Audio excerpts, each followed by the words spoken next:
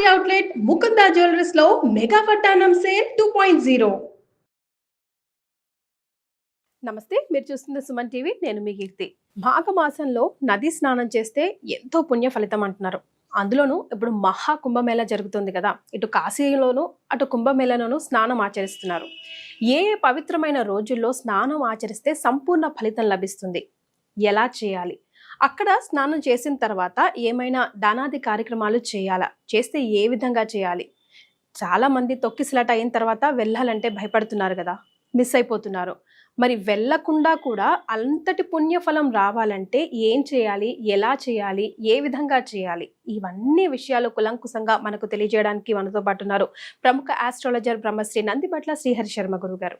నమస్తే గురుగారు.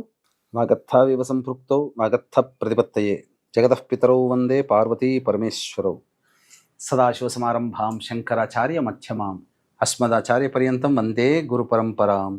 ఆదిత్యాయ చ సోమాయ మంగళాయ బుధాయ చ గురుశుక్ర శనిభ్యశ్చ రాహవే కేతవే నమః. శృంగేరి జగద్గురు పీఠాధిపతులకి, కంచి పీఠాధిపతులకి నమస్కారములు తెలియజేసుకుంటూ కార్యక్రమాన్ని ప్రారంభిద్దాం. గురుగారు, ఎన్నో సంవత్సరాల తర్వాత వచ్చిన ఈ మహా కుంభమేళ అసలు ఎందుకు ఆచరించాలంటారు? ఎందుకు ఇంత అసలు 30 కోట్ల మంది వరకు స్నానం ఆచరిస్తారు ఎట్ ది ఎండ్ వరకే అని అంటున్నారు. ఎందుకంత ప్రాముఖ్యత, విశిష్టత కొలువుందంటారు? మనకు ఈ కుంభమేళ అనేటువంటిది అత్యంత ప్రతిష్టాత్మకంగా యోగి ప్రభుత్వం అనేటువంటిది తీసుకుంది. ఎందుకంటే పరిపాలించేవాడు సనాతన ధర్మాన్ని పాటించేవాడు. ఈ సనాతన ధర్మంలో కుంభమేళ అనేటువంటిది నిన్న మొన్న పుట్టింది కాదమ్మా. ఆది శంకరాచార్యుల వారి యొక్క తరము నుంచి ఈ కుంభమేళాని ఆచరించే విధానం ఉన్నది. అంటే క్రీస్తుకు పూర్వమే ఈ కుంభమేళాని ఏర్పరచడం జరిగింది. కాబట్టి అనాదిగా వస్తున్నటువంటి ఆచార సంప్రదాయాల్లో పెద్దపీట వేస్తూ ఈ కుంభమేళాని చాలా గొప్పగా చేయాలని సంకల్పం యోగి గారికి ఉండడం, ఆ సంకల్పానికి రీత్యా కూడా ఈ విధంగా జరుగుతుండడం చాలా ఆనందదాయకం. ఎందుకంటే ఒకటా రెండా, మొట్టమొదలు అనుకున్నటువంటిది 20 కోట్ల మంది అనుకున్నారు. అంచనాలు పెరుగుతున్న కొద్దీ ప్రజల యొక్క కోరికలను దృష్టిలో పెట్టుకొని 30 కోట్ల వరకు వచ్చారు, 40 వచ్చారు, ఇప్పుడు ఏకంగా 50 కోట్ల మంది స్నానం ఆచరిస్తున్నారు అని చెప్పి. అంటే రమారమి ఒక చెప్పాలి అని అంటే భారతదేశం జనాభాలో సగం మంది స్నానం ఆచరిస్తున్నారు ఈ 40 రోజుల్లో, 46 రోజుల్లో అని. మనకు జనవరి 13వ తారీఖు భోగి నుంచి ప్రారంభమై ఫిబ్రవరి 26వ తారీఖు రోజున అమావాస్య రోజు అవుతుంది సాయంత్రం పూట. ఆ రోజున వరకు కూడా ఈ కుంభమేళాలు జరుగుతాయి, మహాశివరాత్రి రోజున వరకు కూడా. గురుగారు, మహాకుంభమేళ, మేళ అంటే సమ్మేళనం కదా, కుంభమేళకి అర్థం ఏమిటో? మహాకుంభము అనంటే ఇక్కడ అర్థము మనం గమనించుకున్నట్లయితే ఈ క్షీరసాగర మథనం గురించి తెలుసుకోవాలమ్మా. క్షీరసాగర మథనంలో అమృతం కోసం ప్రయత్నం చేసినప్పుడు ధన్వంతరి ఆ అమృతాన్ని కలశంలో పట్టుకొని, అది కూడా రాగి కలశంలో పట్టుకొని ఉద్భవిస్తాడు, ఆయుర్వేద పితామహుడు. ఆ యొక్క సందర్భంగా దేవతలకి ఈ అమృతాన్ని పంచే సందర్భంలో ఒక 4 చుక్కలు 4 ప్రదేశాల్లో పడ్డాయి. 1 హరిద్వార్, 2 ఉజ్జయిని, 3 నాసిక్, 4 ప్రయాగ. కాబట్టి వీటన్నిట్ల కంటే కూడా ప్రయాగ చాలా విభిన్నమైనది, పరమోత్కృష్టమైనది, మరియు మోక్షాన్ని ప్రసాదించే క్షేత్రము అవలీలగా ఆ క్షేత్రంలో లభిస్తుంది. ఎందుకంటే 3 నదుల సంగమం అక్కడే ఉంది. ఇక్కడ ఎక్కడా కూడా గమనించుకున్నట్లయితే ఈ హరిద్వార్లో గంగా ఉంటుంది, నాసిక్లో గౌతమి నది, ఉజ్జయినిలో క్షిప్రా నది, కానీ ప్రయాగలో గంగా, యమున అంతర్వాహినిగా సరస్వతి అనేది ప్రవహిస్తుంది. కాబట్టి చాలా ప్రత్యేకమైనది. పైగా ఈ కుంభమేళ ఎందుకు ప్రత్యేకం అంటే 144 ఏళ్లకు ఒకసారి వస్తుంది. అందున మాఘమాసం ఉండడం చాలా ప్రత్యేకం. అంటే రవి మకర రాశిలో ఉండాలి, గురువు వృషభ రాశిలోకి రావాలి. ఇవి జరగాలంటే 12 ఏళ్లకు ఒకసారి మాత్రమే జరుగుతుంది. కాబట్టి 2013లో జరిగింది మహాకుంభమేళ ఇట్లాంటిదే. 2013కి 12 కలిపితే ఎంత? 2025. మళ్ళీ ఇప్పుడు జరుగుతుంది ప్రయాగ క్షేత్రంలో. 144 ఏళ్లకు ఒకసారి జరుగుతున్నట్టు. కాబట్టి చాలా గొప్పదైన విషయం అని చెప్పవచ్చు. గురుగారు, మరి ఎలా స్నానం ఇప్పుడు మొత్తం దేశ విదేశాల్లో నుంచి కూడా వస్తున్నారంట గురువుగారు. ఇప్పుడు కుంభమేళ టైం తీసుకొని మరి వస్తున్నారంటే ఒక విధంగా చాలా మందిలో ఆధ్యాత్మిక చింతన పెరిగిందనే చెప్పుకోవాలి. కానీ అసలు మనల్ని మనం ఎలా ప్రిపేర్ చేసుకోవాలి? ఆ పుణ్య నదిలో స్నానం ఆచరించాలంటే ఏ ఏ తిథులు, ఏ వారం, ఏ రోజు చూసుకోవాలంటారు? మీరు ఇంతకుముందు అడిగిన క్వశ్చన్లో కూడా కుంభం అడిగారు కదా, ఆ అమృతం చుక్కలు 4 ప్రదేశాల్లో పడ్డాయట. అందుకనే ఆ అమృతం పడినటువంటి ప్రదేశం కాబట్టి అక్కడ కుంభమేళా చేయడం అనేది ఆది శంకరాచార్యుల వారి నుంచి మనకు వస్తున్నటువంటి ఆచారం. ముఖ్యంగా నాగ సాధువులు అఘోరాలు చేసుకుంటారు. అయితే మీరు అడిగిన ప్రశ్న కూడా చాలామంది సందేహాలు ఎక్కువగా ఉన్నాయి. చాలామందికి ఉండేటువంటి సందర్భమే. చాలామంది వీక్షించేటువంటి మన సుమన్ టీవీ ప్రేక్షకులు కూడా చాలామంది వెళుతుంటారు. ముఖ్యంగా స్నానం ఆచరించడానికే కదమ్మా అందులో ప్రధానం. స్నానము దానము చేయాలి. అయితే ఈ స్నానం ఆచరించే విధానమే సరిగ్గా చేయలేకుండా వస్తున్నారు మన వాళ్ళు. పైగా స్నానం ఆచరించాలి అని అంటే దానికి కొన్ని విధి విధానాలు. నదీ స్నానము, తీర్థ స్నానము చేయాలి అనన్నా, పుష్కర స్నానము చేయాలన్నా, అసలు ఏదైనా పుణ్యక్షేత్రంలో అక్కడ తటాకములో పుష్కరిణిలో స్నానం ఆచరించాలన్నా ఒక విధానం అంటూ ఒకటి ఉంది. ప్రత్యేకంగా మనకు ఏర్పరచబడినటువంటి విధానం ఏంటంటే, చాలామంది చేసేటువంటి తప్పు ఏంటంటేనమ్మా, పొద్దున్నే లేవగానే బ్రష్ చేసుకొని బయటకు వచ్చేసి కాఫీ టిఫిన్ ఏదో తిని డైరెక్ట్గా బట్టలు చేతిలో పట్టుకొని ఆ రాత్రి పడుకున్న బట్టలనే వేసుకొని డైరెక్ట్గా నదిలో కానీ సముద్రంలో కానీ వెళ్ళి స్నానం చేసి వస్తుంటారు. దానివల్ల మహాపాతకాలు చుట్టుకుంటాయి. అవునా గురుగారు? అంటే ఎలాగో స్నానానికే కదా వెళ్తున్నాం. చాలా తప్పు. ఎందుకంటే నది అంటే ఎవరమ్మా? మనల్ని రక్షించేది. అమ్మతో సమానం. గంగా నది మాత, గంగా మాత, యమునా మాత, సరస్వతి మాత, వీళ్ళందరికీ ఉండి నువ్వు ఒక రోజు ఒక పుష్పము దేవుడి దగ్గర పెట్టిన తర్వాత తెల్లారితే ఆ పుష్పాన్ని తీసేస్తున్నాం కదా, అదే పుష్పాన్ని మళ్ళీ పెట్టట్లేం కదా. అంటే మైల పట్టిపోతున్నాం. ఒక రోజు రాత్రి నిద్ర చేసాము అని అంటే మన శరీరము మైల పడుతుంది అని అర్థం అక్కడ. కాబట్టి మైలబడినటువంటి శరీరంతో నువ్వు ఎలా వెళ్ళి స్నానం ఆచరించి నువ్వు ఎలా పుణ్యాన్ని పొందుతావమ్మా? పొందలేవు, ఎవ్వరూ పొందలేరు. అందుకనే ఒక విధానం ఉంది. ఏంటంటే కాలకృత్యాదులు తీర్చుకున్న తరువాత ఖచ్చితంగా ఆ రూమ్లో ఎక్కడైతే మనం బస చేస్తామో, ఎక్కడైతే ఉంటామో అక్కడ స్నానం ఆచరించాలి.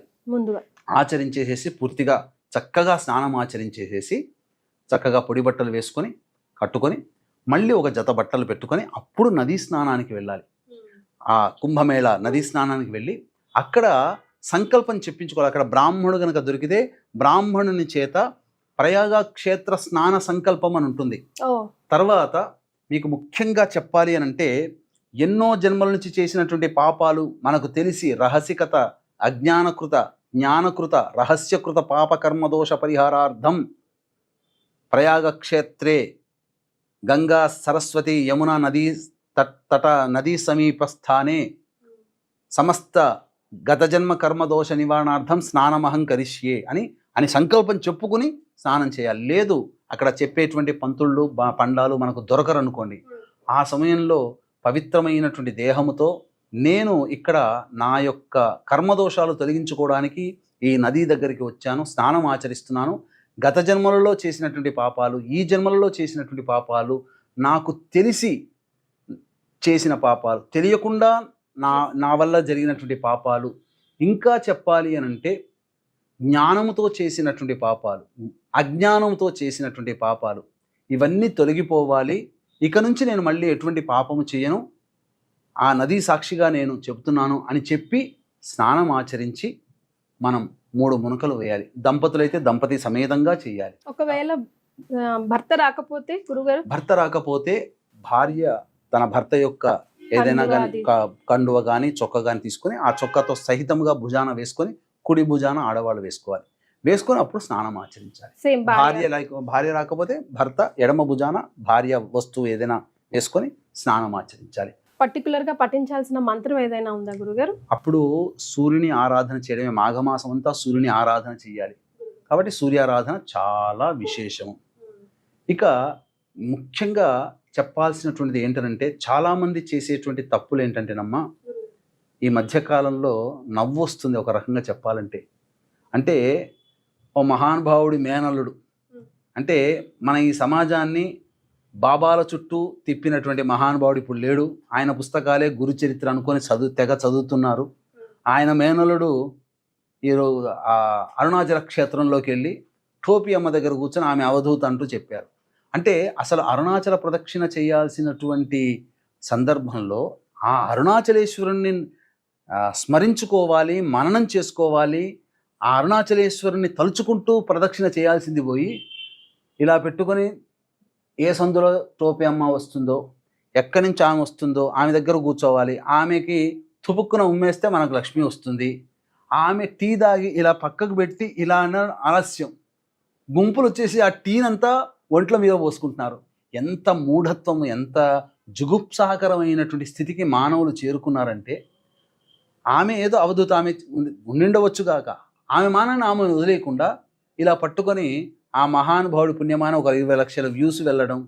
అది ఇప్పుడు అరుణాచలేశ్వరుని కోసం కాదు పోయేది, టోపీ అమ్మ కోసం పోతున్నారు. ఎంత దౌర్భాగ్యమైనటువంటి మానసికమైనటువంటి దౌర్బల్యం అమ్మ.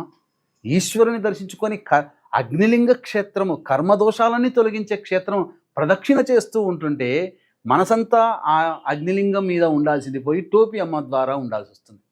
ఇంకా దానికి ఒకటి ఏంటంటే, అవధూత కాబట్టి ఆమె దగ్గర కూర్చుంటే నాకు చెడు వాసనే రాలేదు, నిజంగా ఆమె దేవత. ఎంతటి స్థితికి దిగజారిపోయారు మానవులు.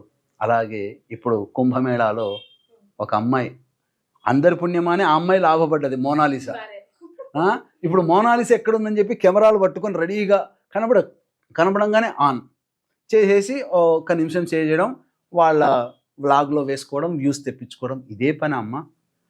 ఒక చక్కగా అంత అందమైన అమ్మాయి అనిపిస్తుంది ఒక్కోసారి. నిజంగా చూస్తే మన దగ్గర కూడా చాలామంది ఉన్నారు కదా, మంచిగా చక్కగా నిండుగా చక్క దేవతలా ఉంటారు అమ్మాయిలు. ఆమె స్టార్ గురుగారు. అంతేనమ్మా, ఆమె స్టారు. వీళ్ళందరూ ఎవరో ఒకరు పనికి మాలిన వెధవలు ఆ నార్త్ సైడ్ ఎవరో పెడితే అది చూసేసి మనం చూసేసి నాకు నేను వెళ్ళొచ్చాను, నాకు ఇంకా కనబడలేదు అని కామెంట్ రూపంలో కొన్ని వీడియోస్లో నాకు ఆ మోనాలిసాను చూడాలనిపించింది కానీ చూడలేకపోయాను. దేవుణ్ణి దృష్టిలో పెట్టుకొని మాఘమాసంలో పుణ్యాలు చేసుకుంటారా అంటే ఆడవాళ్ళని స్మరించుకుంటూ వెళుతూ ఆడవాళ్ళ కోసం వెతుకుతూ ఉండండి. ఇక అసలు ఎలా తయారైపోయిందనంటే, పుణ్యం కోసం పోయి పాపాన్ని తెచ్చుకున్నా. అక్కడ ఈశ్వరుని కోసం మననం చేసుకోవాలి, అమ్మవారిని ధ్యానించాలి, ఆ నదీ దేవతల్ని, అఘోరాలని చూడాలి, వాళ్ళ ఆశీర్వచనాలు తీసుకోవాల్సింది పోయి వీళ్ళందరికంటే దేవుడి కంటే మోనాలిసా ఎక్కువైపోయింది. కాబట్టి ఇది ఇట్లాంటివి చెయ్యకూడదమ్మా. పైగా అఘోరాలు ఉంటారు. ఈ అఘోరాలు వాళ్ళ విచిత్ర వేషధారణ ఉంటుంది, కొంతమంది వస్త్రధారణ ఉండదు. వాళ్ళని చూసి మనము మనసులో కూడా అవమానంగా అనుకోకూడదు, అవమానంగా చూడకూడదు, అవమానించే విధంగా భావన కూడా పెట్టుకోకూడదు. వీలైతే గొప్ప గొప్ప అఘోరాలు ఉంటారు, అక్కడ అన్ని సెక్టార్స్ రూపంలో ఉంటుంటాయి. వాళ్ళ దగ్గరికి వెళ్ళి ఆశీర్వచన తీసుకోండి, గత జన్మ కర్మదోషం తొలగిపోతుంది. ఇంకా ముఖ్యంగా చెప్పాలి అంటే, ఏ రోజుల్లో వెళ్ళాలి గురుగారు? ముఖ్యంగా ఏ రోజులనంటే, ఇప్పుడు మనకు వసంత పంచమి 2వ తారీఖు రోజున అది ప్రధానంగా చేస్తారు. మన దగ్గర పాటించరు కానీ సరస్వతి ఆరాధన నార్త్ సైడ్ చాలా విశేషంగా ఉంటుంది. వసంత పంచమి రోజున ఒకటి, అమావాస్య వెళ్ళిపోయిన తర్వాత ఇప్పుడు వసంత పంచమి 5వ పంచమి తిథి రోజున 2వ తారీఖు అయింది. అలాగే రథ సప్తమి రోజున, తరువాత భీష్మ ఏకాదశి 8వ తారీఖు రోజున, తర్వాత మహామాఘి అంటే మాఘ పౌర్ణమి రోజున, ఆఖరున శివరాత్రి రోజున. ఇవన్నీ కూడా పుణ్య స్నానాలు ఆచరించాలి. ఇక చాలామందికి ఇప్పుడు ఏంటంటే, ఈ మధ్య కొంత తొక్కిసలాట జరిగి కొంత దిగ్భ్రాంతికరమైనటువంటి సంఘటనలు చోటు చేసుకున్నాయి. అవి చోటు చేసుకోకూడదు. కానీ ఒక వ్యక్తి హిందూ ధర్మం కోసం పాటుపడుతూ హిందువులకి ఒక మంచి సందేశాన్ని ఇవ్వాలనే ఉద్దేశంతో హిందువు కూడా సనాతన ధర్మాన్ని పాటించే ఒక సన్యాసి ఆధ్వర్యంలో ముఖ్యమంత్రిగా ఉండి నడిపిస్తున్నటువంటి సందర్భంలో కొంతమంది ఆకతాయిలు ఒక భయాన్ని సృష్టించి చేశారు. మరి ఎప్పుడో జరగాలి కదమ్మా. ఇదేంటనంటే, రోజు రోజుకి ఇంతింతై వటుడింతింతై తానింతింతై మరి ఇంతింతై అన్న చందంగా రోజు రోజుకి ఆ కుంభమేళా యొక్క ప్రతిష్ట పెరుగుతూ ఉంటే, ఆ ప్రతిష్ట పేరు ప్రఖ్యాతులు భారతదేశానికి వస్తుంటే, ఆ పేరు ప్రతిష్టని ఓర్వలేక అసూయతో ఎలాగైనా ఈ ప్రభుత్వానికి చెడ్డ పేరు తెచ్చుకురావాలని కొంతమంది మతోన్మాదులు, అల్లరి మూకలు చేసిన దాష్టీకమైనటువంటి చర్యల వల్ల కొంతమంది హిందువులు ప్రాణాలు కోల్పోయారు. కాబట్టి ఇది శోచనీయమమ్మా. కానీ ఒక రకంగా నిజంగా వైఫల్యమే అయితే మొదటి రోజు జనవరి 13, జనవరి 14 రోజున చాలామంది స్నానం ఆచరించారు. అప్పుడు కూడా కోట్ల మంది ఆచరించారు. కానీ మౌని అమావాస్య స్నానం ఆచరిస్తే చాలా విశేషమని ప్రచారం విపరీతంగా జరగడం వల్ల ఏ రోజు రానటువంటి దాదాపు 8 నుంచి 11 కోట్ల మంది అక్కడికి రావడం వల్ల తొక్కిసలాట జరిగి ఒక ప్రాంతంలో మరణించారు. ఇది దిగ్భ్రాంతకరమైన విషయం. ఒకరు మరణించినా అది బాధే, మనం ఎవరము తీర్చలేము. వారి ఆత్మకి శాంతి చేకూరాలని కోరుకుంటూ మనం చక్కగా ప్రార్థన చేయాలమ్మా, తప్పదు. గురుగారు, మరి ఎలా అక్కడ వెళ్ళిన తర్వాత ఏమైనా దాన ధర్మాలు చేయాలా, అవసరమా, ఎలా చేయాలి? ఇంకొక సందేహం గురుగారు, చాలా మంది కొంతమంది తెలిసి తెలియక స్నానం చేశాక అక్కడే బట్టలు వదిలేసి వస్తున్నారు. ఇది ఎంతవరకు కరెక్ట్? అండ్ ఒక రోజులో 3 సార్లు 3 పూటల స్నానం చేస్తే మరింత అఖండమైన ఫలితం వస్తుందంటారు. ఇందులో నిజం ఉందా గురుగారు? తప్పకుండానమ్మా. ఇక్కడ ఏంటంటే ప్రధానంగా స్నానం చేసేటువంటి విషయంలో ఋషి స్నానము, దేవ స్నానము, మానవ స్నానము, రాక్షస స్నానము అని 4 రకాలు ఉంటాయి. ఋషి స్నానము అని అంటే తెల్లవారుజామున 2 గంటల మధ్యరాత్రి 2 గంటల 45 నిమిషాల నుంచి 4 గంటల వరకు ఋషి స్నానము ఆ సమయంలో చేయొచ్చు. దేవస్నానము 4 గంటల నుంచి 5 గంటల మధ్యలో దేవస్నానం, 5 గంటల నుంచి 6 గంటల మధ్యలో మానవ స్నానము, 6 గంటల తర్వాత అనగా సూర్యోదయం తర్వాత రాక్షస స్నానం చెప్పబడింది. కాబట్టి మొదటి 3 స్నానాలు విశేషమే, చేయవచ్చు అవకాశం ఉంటే. తరువాత అపరాహ్న కాలంలో 12:30 నుంచి 1 మధ్య కాలంలో అపరాహ్నం, అది కూడా విశేషమైన స్నానం. ఇక ప్రదోషకాల సమయంలో సూర్యాస్తమయం 5 గంటల 20 నిమిషాలకు అవుతుందంటే 5 గంటల నుంచి 6:30 లోపల ఈ సంబంధించినటువంటి స్నానం ఆచరించిన విశేషమైనటువంటి స్నానం. ఈ విధంగా ఈ సమయాల్లో విశేషమైనటువంటి ఫలితాలు కలుగుతాయి. అవకాశం ఓపిక ఉంటే అన్నిసార్లు ఆ చెప్పబడినటువంటి సమయంలో ఆ ఒక్క రోజులో చేయవచ్చు. ఇక ప్రధానంగా చాలామంది ఏంటంటే చాలా లక్షల మంది, కోట్ల మంది గుమికూడి స్నానం ఆచరిస్తున్నటువంటి కారణం చేత వీక్షించేటువంటి సుమన్ టీవీ ప్రేక్షకులు గమనించాల్సింది ఏంటంటే పిల్లల్ని తీసుకొని వెళ్ళకపోవడమే చాలా మంచిది. గురుగారు, ఇంకొకటి, గర్భిణీ స్త్రీలు కూడా స్నానం ఆచరించవచ్చా? ఇది ఒక ప్రశ్న. గర్భిణీ స్త్రీలు అన్నప్పుడు 5వ నెల పడ్డప్పటి నుంచి కొన్ని ప్రాంతాలలో పురిటి సూతకం, 7వ నెల పడినటువంటి ప్రాంతాల్లో 7వ నెల పడినటువంటి సందర్భంలో కొన్ని ప్రాంతాలలో పురిటి సూతకం ఉంటుంది. కాబట్టి సహజంగా 5వ నెల దాటిన తర్వాత పనికిరాదమ్మా. అలాగే భార్య గర్భవతిగా ఉన్నప్పుడు 5వ నెల దాటిన తర్వాత ఉన్నటువంటి మగవాళ్ళు కూడా, భర్తలు కూడా స్నానం ఆచరించకుండా ఉంటేనే చాలా మంచిది. చూసారా, ఇది తెలీదు చాలా మందికి. ఎందుకంటే అవి పనికిరావు, శాస్త్ర ప్రకారం పనికిరాదు. ఇక మీరు కూడా ప్రయాగలో లేదా కాశీలో కూడా యాగం చేయబోతున్నారు కదా, దాని గురించి చెప్పరా? ఫిబ్రవరి 12వ తారీఖు రోజున మహామాఘి అంటే మాఘ పౌర్ణమి అమ్మ. ఈ మాఘ పౌర్ణమి సందర్భంగా జాతకరీత్యా కలుగు అన్ని రకాల దోషాల నివారణకి, విద్య, వివాహ, ఉద్యోగ, దాంపత్య, సంతాన, అనారోగ్య సమస్యల నివారణకి సర్వదోష నివారణ పూజలు, హోమాలు. అలాగే ఇప్పుడు మనం సమస్యలు ఎదుర్కొంటున్నామంటే అవి గత జన్మ కర్మ దోషాలు. కాబట్టి ఆ మాఘమాసంలో ప్రయాగ క్షేత్రంలో తిలహోమాలు చేయాలి. అందుకనే గత జన్మ కర్మదోష నివారణ తిలహోమాలు. తర్వాత ఈ 2025వ సంవత్సరం అమ్మ, శని ప్రభావం అన్ని రాశుల మీద ఉంది. ఎవ్వరు ఏ రాశి వారు శని ప్రభావాన్ని తప్పించుకోలేరు. ఏదో ఒక 2-3 నెలలు ఖచ్చితంగా శని ప్రభావానికి అన్ని రాశుల వారు గురవుతారు. కాబట్టి సంవత్సరం మొత్తంలో శనీశ్చర దోష నివారణ హోమాలు పర్ హెడ్ 2100 రూపాయలకు చేయించడం జరుగుతుంది. అలాగే పౌర్ణమి వెళ్ళిన తర్వాత మఖా నక్షత్రం ఉంది, ఇది పితృదేవతా నక్షత్రము. కాబట్టి ఇప్పుడు మనకు పుష్కరాల్లో ఉన్నప్పుడు ఎలా అయితే కార్యక్రమాలు చేస్తామో కుంభమేళాలో కూడా అలాగే చేసుకోవాలి. కావున భర్త వైపు 3 తరాలు, భార్య వైపు 3 తరాలలో మరణించినటువంటి వారి ఆత్మతృప్తి కోసం ఈ సంబంధించినటువంటి పిండ ప్రదాన కార్యక్రమాలు బ్రాహ్మణుని కర్తగా పెట్టి చేయించడం జరుగుతుంది. వీటికి సంబంధించినటువంటి రిజిస్ట్రేషన్ వివరాలు కార్యక్రమ తదనంతరం కాంటాక్ట్ చేసి తెలుసుకోవచ్చు. అలాగేనమ్మా, ఇంకొకటి ఏంటంటే ఇప్పుడు పరిస్థితులు అనుకూలంగా అక్కడ లేవు కాబట్టి ఆ మాఘ పౌర్ణమి నాడు అవకాశం గవర్నమెంట్ కనుక ఇస్తే ప్రయాగ క్షేత్రంలోనే ఈ చెప్పబడినటువంటి కార్యక్రమాలు జరుగుతాయి. ఒకవేళ లేకపోతే ఖచ్చితంగా కాశీ క్షేత్రంలో ఈ కార్యక్రమాలు చేయించడం జరుగుతుందని చెప్పవచ్చు. రైట్ గురుగారు, కొంతమంది సందేహం అండి, అంటే ఇప్పుడు కుంభమేళా జరుగుతున్నప్పుడు పిండ ప్రధానాలు అవి, తర్పణాలు అవి వదలొచ్చా? ఒకవేళ దాన ధర్మాలు చేయాలంటే ఎలాంటివి చేయాలి అన్నట్టు? పిండ ప్రధానాలు అనేటువంటివి మనం ఇంతకుముందు చెప్పుకున్నట్టుగా పుష్కరాల్లో ఎలా అయితే చేస్తామో అక్కడ కూడా చేయాలి. ఎందుకనంటే పితృకారకుడైనటువంటి రవి మకర రాశిలో ఉండగా చేస్తే విశేషమైనటువంటి ఫలితం. ఎందుకంటే చాలామంది సంక్రాంతికి చేస్తుంటారు కదమ్మా, ఆ సంక్రాంతి రోజున మనం చేయలేకపోయామే, మన వల్ల కాలేకపోయిందే, అయ్యో అవకాశం పోయింది కదా, ఎప్పుడు చేసుకునే వాళ్ళం అని అంటే ఆ రవి మకర రాశిలో ఉండంగా ఎప్పుడైనా చేయవచ్చు. మరి మాఘమాసములో రవి మకర రాశిలో ఉండగా మాఘ పౌర్ణమి వచ్చినప్పుడు గనక చేస్తే విశేషమైనటువంటి పుణ్య ఫలితం, పెద్దలకి ఆత్మతృప్తి కలుగుతుంది. కాబట్టి 12వ తారీఖు రోజున సాయంత్రం 6:27 రవి కుంభరాశిలోకి ప్రవేశం చేస్తున్నాడు. కాబట్టి మాఘ పౌర్ణమి రోజున వరకు కూడా ప్రయాగ క్షేత్రంలో ఎవరైనా వెళితే అక్కడ పిండ ప్రదాన కార్యక్రమాలు చేయవచ్చు.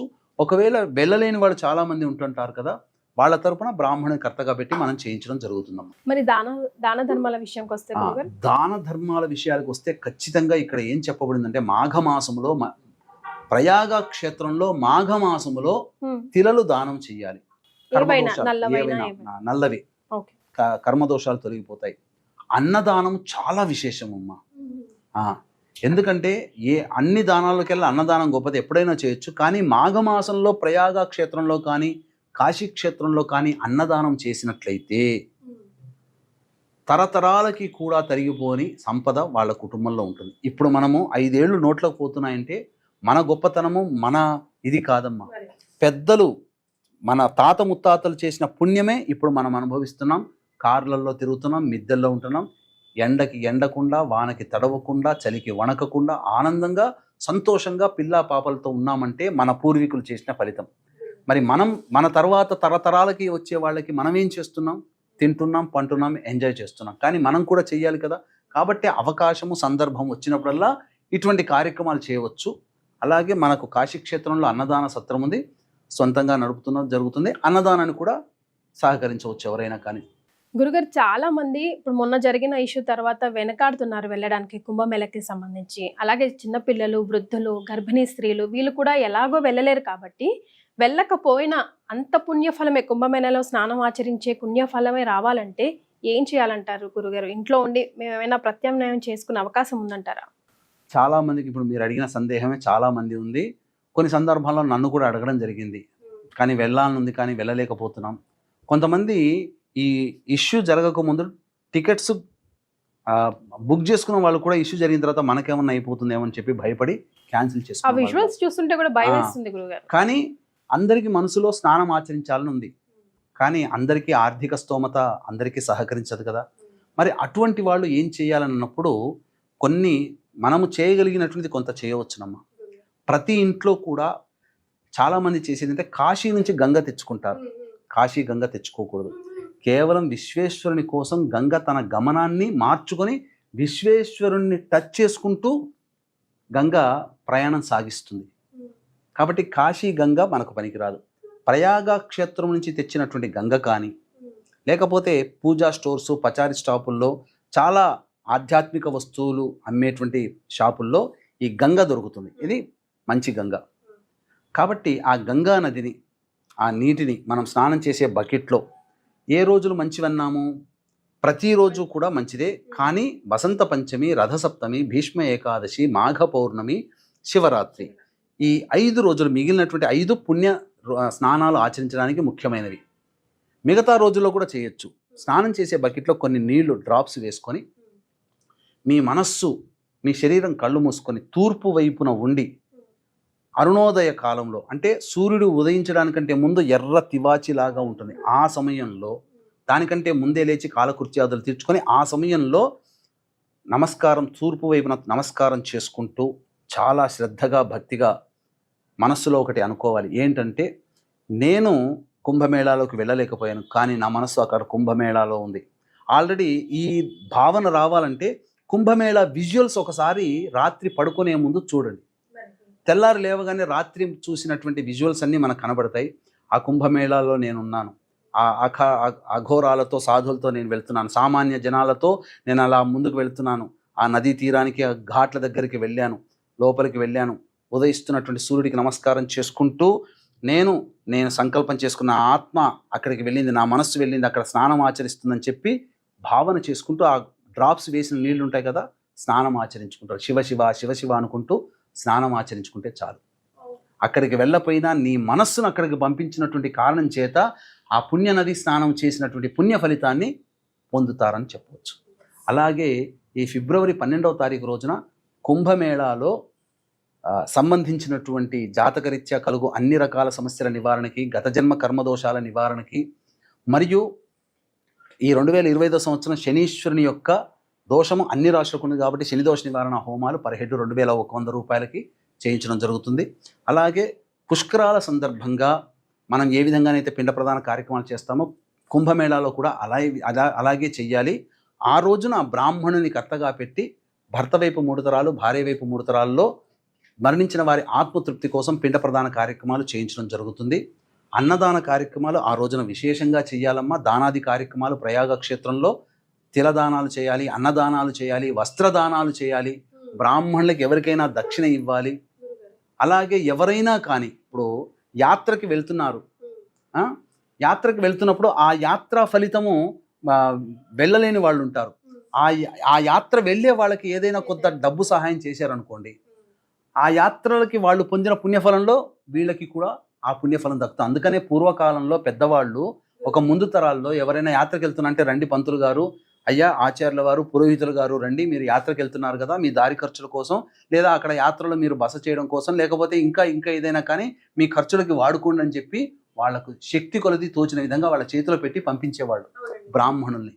అలా ఆ విధంగా గనక చేసిన పుణ్య ఫలితం వస్తుంది. యాత్ర చేసిన పుణ్య ఫలితం, ఇప్పుడు చెప్పినటువంటి ఇంతకుముందు చెప్పినటువంటి స్నాన ఫలితం ఉంది కదా, ఆ స్నాన ఫలితము అలా చేసిన స్నాన ఫలితం పొందుతారు. ఎవరైతే యాత్రకు వెళ్తున్నారో బ్రాహ్మణులకి ముఖ్యంగా, లేదా ఎవరైనా మన ఇంటి చుట్టుపక్కల ఎవరైనా వెళ్తున్నారో వాళ్ళకి కొంత ధన సహాయం చేస్తే చాలు. సంపూర్ణమైన కుంభమేళా యాత్ర, కుంభమేళాలో స్నానం చేసిన ఫలితం ఏకకాలంలో జరుగుతుంది. అవకాశం ఉంటే జాతకరీత్యా ఉండే దోషాలకి, పెద్దల ఆత్మతృప్తి కోసం పెట్టేటువంటి పిండ ప్రదానాలకి మన ఆధ్వర్యంలో పౌర్ణమి రోజున జరుగుతుంది, మాఘ పౌర్ణమి రోజున, అందులో నమోదు చేసుకోవచ్చు. మీరు కూడా ఎలాగో ప్రయాణానికి శ్రీకారం చుట్టారు కాబట్టి గురుగారు, వీలవుతే అక్కడ వీడియో కాల్ ద్వారా ప్రేక్షకులకి అక్కడ విషయాలు తెలుసుకునే ప్రయత్నం చేద్దాం గురుగారు. తప్పకుండానమ్మా. మళ్ళీ మనకు ముందుకి ఆ యొక్క విజయ యాత్రలో భాగంగా ముందుకు వచ్చి అక్కడ ఉన్నటువంటి విశేషాల్ని మనం తెలియచేద్దామమ్మా. చాలా సంతోషం గురుగారు. చాలా ఎన్నో పాయింట్స్ ని క్లియర్ కట్ గా చాలా కులంకుశంగా మాకు వివరించారు. ధన్యవాదాలు. సర్వం శ్రీ ఉమామహేశ్వర పరబ్రహ్మార్పణమస్తు.